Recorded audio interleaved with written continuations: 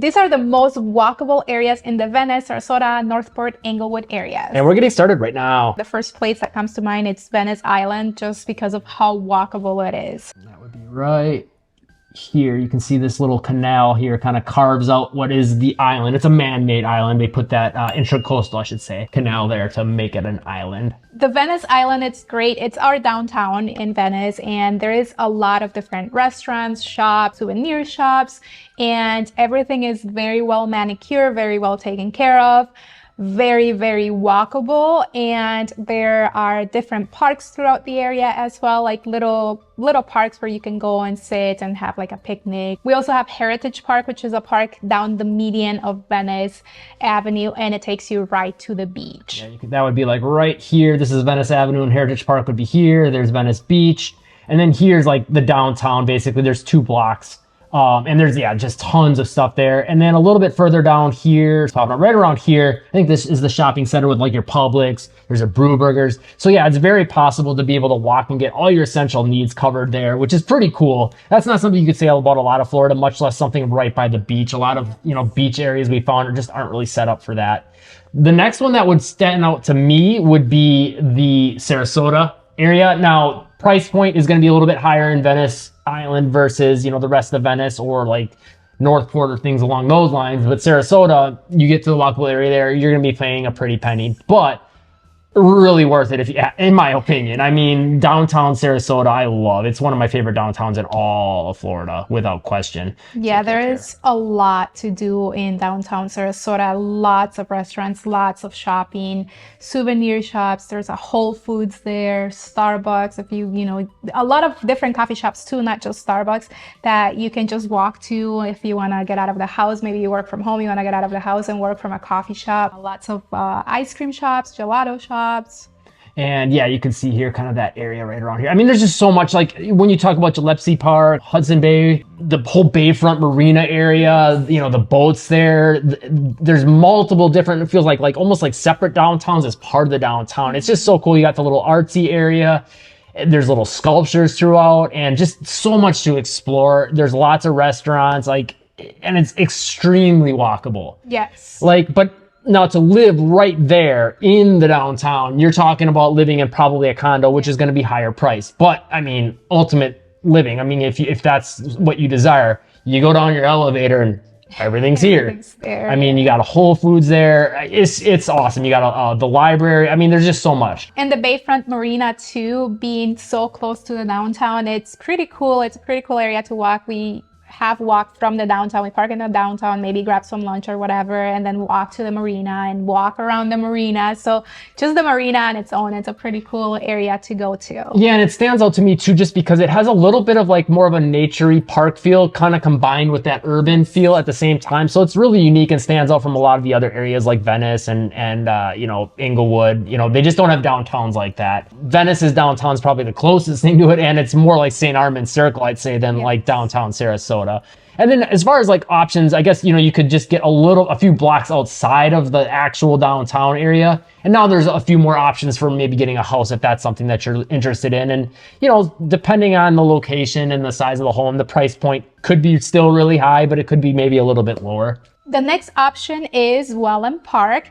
And Wellen Park, it's a master plan community, so they are including a downtown, a brand new downtown in this area. And if you are in one of the communities around Wellen Park, you are able to walk to the downtown. It is not completed. They're working on phase 2 right now. But as far as things to do, there are a few restaurants there. Oak and Stone, which we always mention it because it's so different for the area too. It's a restaurant that serves beer by the ounce, so that's very different here to the Venice area.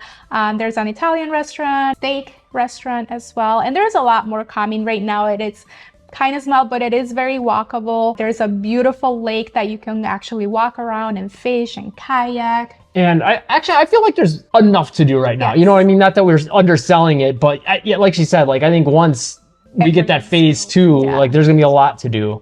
And I think the other thing to consider is the location of it is amazing when you want access to other things as well. Now, maybe not necessarily walkability wise, but being able to have a quick drive to get to Venice and their beaches, Englewood and their beaches, and the downtowns of each of those respective cities, and then North Port, more their big box store shopping. So just to show it to you on the map, this would be Wellen Park here, and then you got Venice up here, you got Englewood over here, and North Port here. So it's smack in the middle of all those areas, which is pretty cool. And then as far as, you know, access to that downtown, well, first of all, there are some villa and apartment options in the downtown area. By the way, if you are looking to buy, we don't do rentals, but we do help people buy or sell a home if you want to buy or sell a home in the area. Make sure to call, text, or email our real estate team, 941-221-1897. We've helped a lot of people move to the area. We'd love to help you too. And that's a great way to support the channel if you are finding the videos helpful, so we can keep making you guys videos like this. But the other thing I think to consider is outside of the downtown itself, there's lots of neighborhoods around it, and most of them are gated. They're all planned communities, and they all kind of connect. And then there's the new Costco there as well, in the school,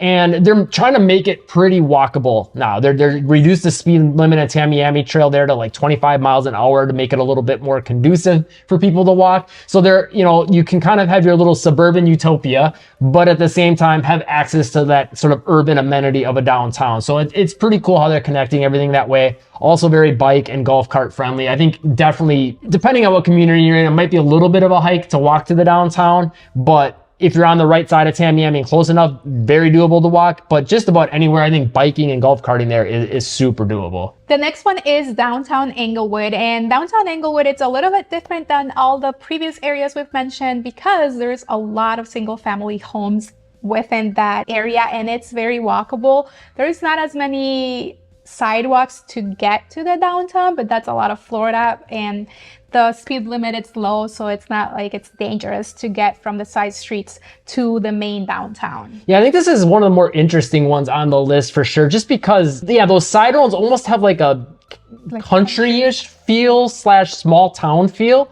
And I mean, that's pretty much what Englewood is. You know, it's kind of got a mix of those two feels, but it's just so cool to have that kind of a feel and just be able to walk a couple blocks over to the downtown. Yes. And you have a lot of things that I think a lot of people would find desirable about that. Now, it's not the biggest downtown on this list by any means, but you've got 2 coffee shops that are great. We love both of them. Some of our favorite coffee shops in probably all of Florida. You've got restaurants to pick from. There's kind of a revitalization going on right now where more things are coming. They've changed like a lot of the sidewalks to have this unique kind of blue little gems in there and things like that. It's really looking nice and different. Stands out from anything else in Florida. Yes, and they do have farmers market too on Thursdays, and there's also a new pavilion area that they have like different festivals and things like that. And I should note, you know what I'm gonna say. Yeah. Probably, I don't know, I'd put this in my top 10 restaurants anywhere, and anywhere I've been in the United States. I just love Mango Bistro. First of all, the food is great. The vibes are awesome. It's also kind of a coffee shop as well. We never think of it that way, but it is. But on top of that, just the mix of food. So if you want American, they got that, but they've also blend in on some of their foods, some Mexican, some Thai, some French, Caribbean. So like, it's just a great place if you want a little bit more fusion type food, but they got your more basic type stuff if that's what you're into too. And great breakfast as well, with a twist, not just your typical breakfast. Yeah, if you want something a little different, a little more kind of tropical, or just, you know, a little bit more different culture brought into it, it's a great spot. And yeah, just the vibes are awesome. I don't know, I just love that place. I had to put it in there. So next most walkable place when we're talking about this Southwest Florida area, I think this one kind of goes under the radar, but I think as you get towards, let's just type it in here, Gulf Gate Estates.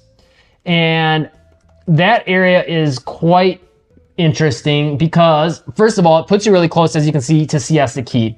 But on top of that, there's kind of like a downtown-ish area there with lots of restaurants and shopping. We've got some coffee in there. I can never remember the name of the place, but it was great. We've got some Italian food from there. And there's just a lot more restaurants there too that we really have been on our radar. We're like, we should get there more. But I think it's really cool to have a lot more single-family home options as well there. It's kind of like, it's almost similar-ish to that Dearborn Street area, but there's more sidewalks. I think that would be the difference. A little bigger too. Yeah. It feels a little, not like a big city, but a little bigger. And there is a lot of more department store type things too. And you're also close to Sarasota Square Mall, which the mall itself, it's not a mall anymore. Yeah, it's dying down. But there is a Costco there. There's an AMC theater, which we love. And there's a lot of nearby shopping centers as well as restaurants. And one thing to note with that mall, so it's like, you might be like, okay, well, why would I want to live by a dead mall that just has a theater and a Costco? They're actually redeveloping the whole thing into more like strip malls, and I believe apartments are going to be in that area. So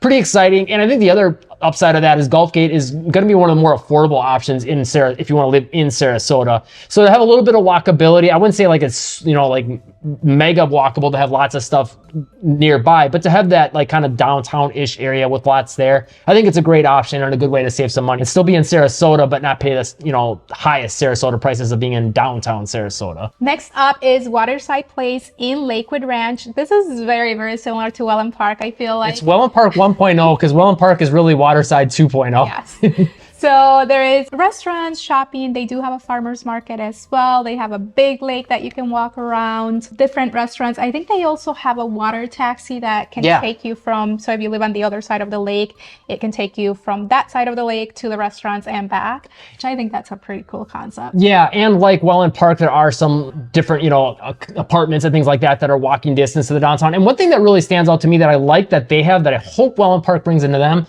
their area, is their trail along the lake has exercise equipment. So it's pretty cool concept. And then there's also some like more sport courts and things like that. So hopefully some of that will come to the Wellen Park area. I got a feeling they will, because it seems like they're kind of like just taking that blueprint. But some of those elements of the Waterside Place are great. And then on top of that, you know, so that makes it walkable, obviously.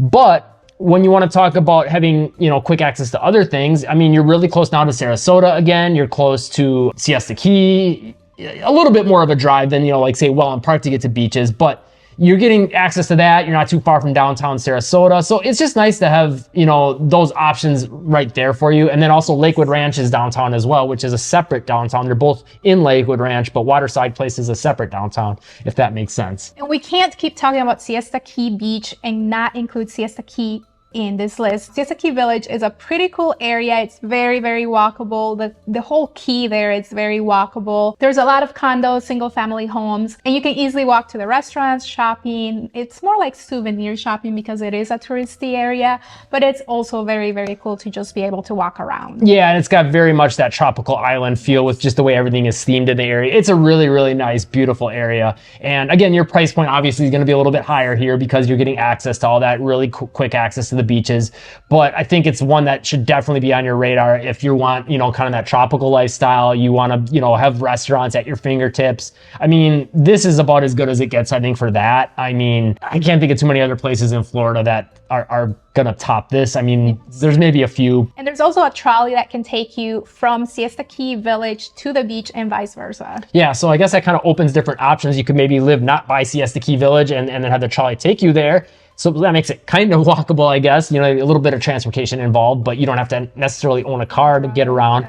Or you could live in the village and have that take you to the beach. But they're, you know, as you can see on their map, Siesta Key Village is right here and the beach is right here. So they're pretty close to each other. And I think, again, one thing to note with all of this is, again, like now you have pretty quick access to get to downtown Sarasota. So having access to all these things, you know, together is pretty cool. So you can see right up here is downtown Sarasota. So I think right on the map, you can see one of the other more walkable ones. It is smaller, there's less options out there, and it is gonna be pricey, but it is St. Armands Circle. So you can see that right here. And it's a beautiful area. It kind of reminds me of Venice, their downtown area. And it's just a little smaller, maybe a little bit more upscale, but I mean, it's even just the drive there. I guess we're talking about walkability, so maybe you wouldn't be driving, but the drive there is pretty cool. But you can see it's not big, so there's not a lot of housing there. So obviously that's going to put the price point up because there's only so much land there. Yes, but there is a lot of different restaurants, a lot of different upscale shopping, designer shopping, and it is a circle. And it's a pretty cool area because down the middle there is like this big park that basically connects the whole circle. Yeah, it's gorgeous. And yeah, just there's a lot to do there too. You know, there's a little bit, some of the buildings in the downtown are 2 stories. So that sometimes there's another thing on the top story and something different on the bottom. You know, and it is, how do we put this? I wouldn't call it quite touristy. It's a little bit touristy in some regards. Some of it's just more like upscale shopping and dining and things like that as well. Having like all your data, like you're not gonna have a Walmart there, you know what I mean? And same with like your Siesta Key Village. So there, like Siesta Key Village, there are some grocery options and stuff like that on Siesta Key, but you're gonna be a lot more limited with St. Armands again, because it's just so small. So that's something to keep in mind, but you can, you know, get some of your needs covered in walking distance. If you're looking to buy or sell a home in the Venice, Sarasota areas, make sure to call, text, or email our real estate team 941-221-1897. We'd love to help you out. We'd help a lot of people move to the area, and we want you to be one of them. And if you find the videos helpful, that is a great way to support the channel. If you want to know more about living in any of these areas, here's a video for Sarasota, Venice, Englewood, and Wellen Park. Hit the like button if you found the video helpful, and live breezy.